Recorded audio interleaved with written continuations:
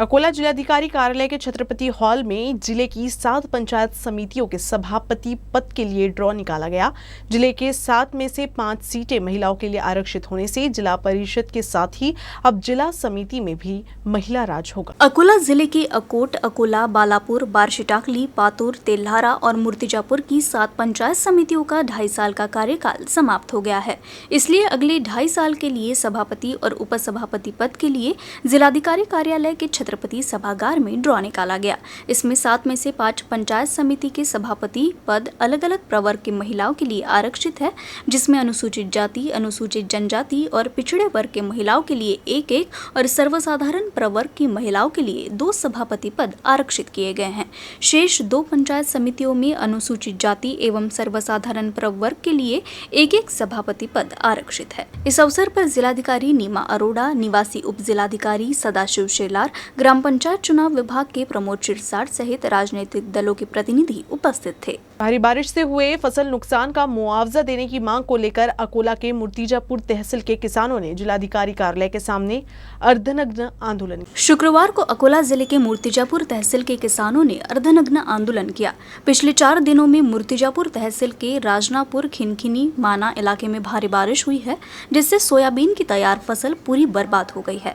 किसानों ने भारी बारिश से सोयाबीन की फसल को हुए नुकसान के लिए सरकार से मुआवजे की मांग की है। इसके साथ ही प्रदर्शन कर रहे किसानों ने सरकार से फसल बीमा तुरंत देने की मांग की है। इस दौरान अकोला के जिलाधिकारी कार्यालय में किसानों ने जमकर नारेबाजी भी की।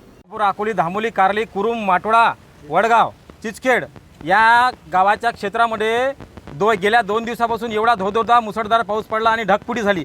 त्या ढगफुटीमुळे आमच्या कास्तकारांचे सोयाबीन पूर्णपणे पाण्यात गेलं। आज सोयाबीनाची कापणी तयार आहे, सोयाबीनसाठी कापणी तयार होतं, कापणीसाठी सोयाबीन तयार असून ते कापणीसाठी आम्ही जाऊ शकत नाही। टोंगड्या आमच्या वावरामध्ये पाणी आहे आणि त्या पाण्याच्या अभावामुळे आमचं थ्रेचर जात नाही, मळणी यंत्र जात नाही, ट्रॅक्टर जात नाही आणि अशा परिस्थितीमध्ये आम्ही शासनाला विनंती करू इच्छितो की या दुष्काळी परिस्थितीमध्ये आज ओला दुष्काळ आम्ही जाहीर करण्यासाठी 2 महिन्याच्या आधी निवेदन दिलं होतं माननीय उपविभाग अधिकारी मूर्तिजापूरला। त्यांनी आमची कोणतीच दखल घेतली नाही आणि दुसऱ्यांदा आम्ही आलो मूर्तिजापूरला, तिथे आमची कोणतीच दखल घेतली गेली नाही। आमचं मागणी एकच आहे की आमच्या वावरामध्ये टोंगड्या पाणी आहे, त्या टोंगड्या पाण्यातून आम्ही सोयाबीन कसं सोंगावं। आमची तूर गेली, आमचं सोयाबीन गेलं, आमच्या कपाशीच्या बोंड्या सडल्या, मग आम्ही शेतकऱ्यांना करावं तर काय करावं। मायबाप सरकार आहे, त्यामुळे सरकार मायबापला आम्हाला विनंती आहे की लवकरात लवकर आमच्या गावाच्या क्षेत्रामध्ये कुरुम, जामठी आणि माना या 3 मंडळाचा सर्वे करून आम्हाला पूर्णपणे नुकसान भरपाई सरसकट मिळाली पाहिजे आणि आम्हाला विमा आमच्या सर्कलच कापलेले आहेत। मूर्तिजापूर तालुक्यातले आमचा कोणीच लोकप्रतिनिधी नाही आणि आमचा करावा वेळ येऊ नये अशी सरकारला आम्ही विनंती करतो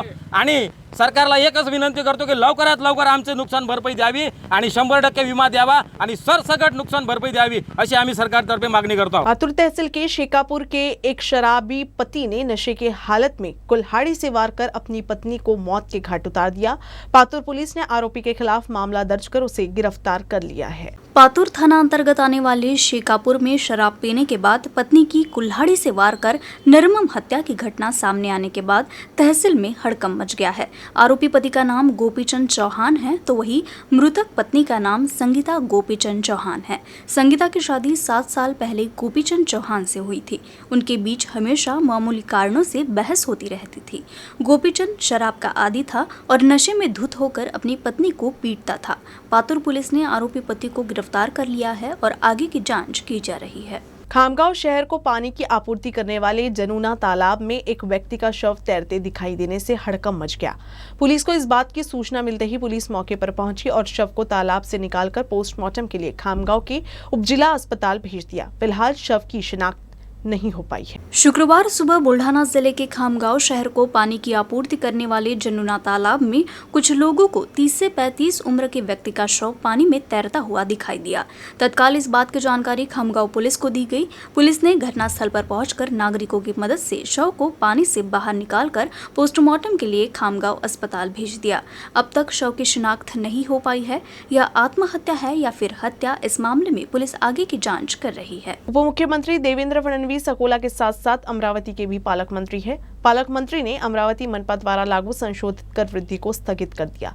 इस पृष्ठभूमि पर कांग्रेस के पूर्व महापौर मदन भरगट ने प्रेस कॉन्फ्रेंस में मांग की कि अकोला में भी तत्कालीन सत्तारूढ़ भाजपा द्वारा लागू की गई टैक्स वृद्धि को स्थगित करने का निर्णय लिया जाए। अमरावती नगर निगम ने अगस्त 2022 में संपत्ति कर में वृद्धि की थी, जबकि इस फैसले का राजनीतिक दलों और सामाजिक संगठनों ने विरोध किया था। अमरावती के पालक मंत्री देवेंद्र फडणवीस ने 6 अक्टूबर को एक संवाददाता सम्मेलन में घोषणा की थी कि उन्होंने संशोधित कर वृद्धि को स्थगित कर दिया है। कोरोना के कारण नागरिकों का बजट गड़बड़ा गया था। 2002 से अमरावती शहर में संपत्तियों का पुनर्मूल्यांकन नहीं होने के कारण नागरिक बढ़ी हुई राशि का बोझ नहीं उठा पाएंगे, ये कहते हुए पालक मंत्री ने कर वृद्धि को स्थगित कर दिया। इसी कड़ी को पकड़ते हुए कांग्रेस के पूर्व महापौर ने अकोला नगर निगम द्वारा लागू कर वृद्धि पर रोक लगाने की मांग की है।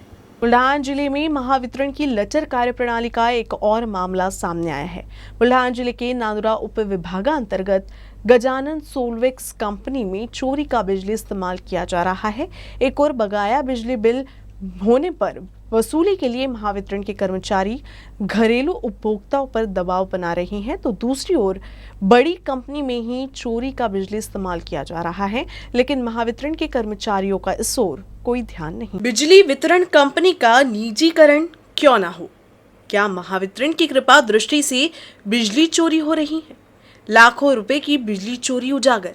सच्चाई सामने आने के बाद महावितरण के कर्मचारी क्या कर रहे हैं? बुल्ढाना जिले की नांदुरा उपविभागांतर्गत गजानन सोलवेक्स कंपनी है। वैसे तो ये कंपनी फिलहाल बंद है, लेकिन यहाँ जो बिजली का इस्तेमाल हो रहा वो चोरी की बिजली है। ये चोरी की बात कैमरे में कैद हुई है। जब इस बारे में महावितरण के अधिकारियों से बात की गई तो उनके पास भी कोई सटीक जवाब नहीं था। कर्मचारियों की कमी की बात कहते हुए महावितरण के अधिकारी अपनी जिम्मेदारी से पलड़ा झाड़ते हुए जवाब देने से बचते दिखे। वैसे महावितरण के ही एक अन्य कर्मचारी ने ऑफ कैमरा बिजली चोरी की बात को सही बताया। अब भला महावितरण के ही अधिकारियों का ये रवैया रहेगा तो फिर बिजली चोरी पर लगाम कैसे लग सकता? एक और घरेलू उपभोक्ता और छोटे व्यवसायियों का बकाया बिल होने पर उनका कनेक्शन काटा जा रहा है, तो दूसरी ओर एक कंपनी में चोरी की बिजली का इस्तेमाल हो रहा है, लेकिन इस ओर किसी भी अधिकारी का ध्यान नहीं है।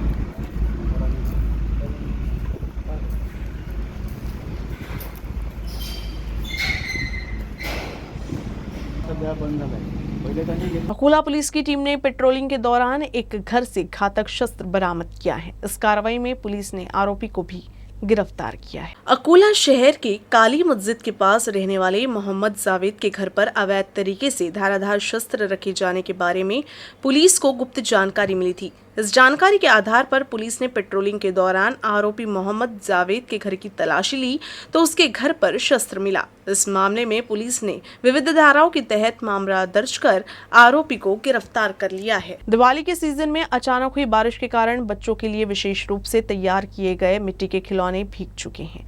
बारिश के कारण ये खिलौने तैयार नहीं हो रहे हैं, जिस कारण बाजार में उपलब्ध मिट्टी के खिलौने काफी महंगे हो गए हैं। दिवाली बच्चों के लिए खुशी का त्योहार है। दिवाली पर सभी बच्चे नए कपड़े, पटाखे के साथ साथ मिठाइयाँ खरीदते हैं, लेकिन दिवाली के दौरान बच्चों के सबसे पसंदीदा खिलौने होते हैं और बाजार में इन खिलौनों की भारी मांग होती है।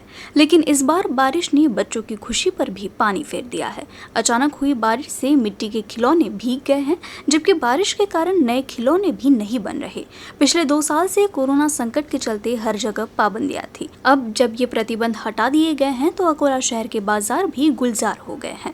पूरा परिवार दिवाली के लिए विभिन्न वस्तुओं को खरीदने के लिए बाजार जाता है। हालांकि मिट्टी के खिलौने बाजार में कम मात्रा में उपलब्ध है, इसलिए उनके दामों में वृद्धि हुई है। हालांकि चीनी खिलौने बाजार में बिक्री के लिए उपलब्ध है।